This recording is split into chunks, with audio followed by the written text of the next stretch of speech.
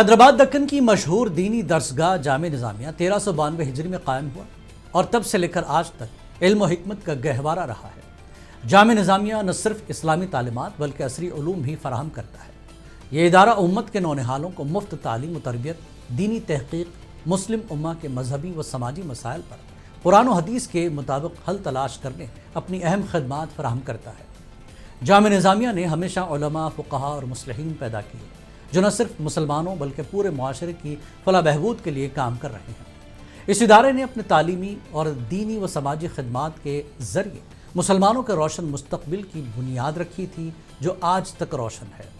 شیخ الاسلام بانی جامع نظامیہ حضرت مولانا امام انوار اللہ فاروقی رحمۃ اللہ علیہ نے اس ادارے کو قائم کیا، جن کا 111واں عرس رزق و احتشام سے منایا گیا اور اس موقع پر ہر سال فاضلین و حفاظ کو جلسہ تقسیم اسناد، قلت و دستار بندی سے نوازا گیا۔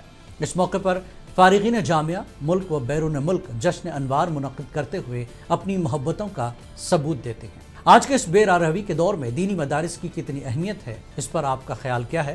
کمنٹ ضرور کریں۔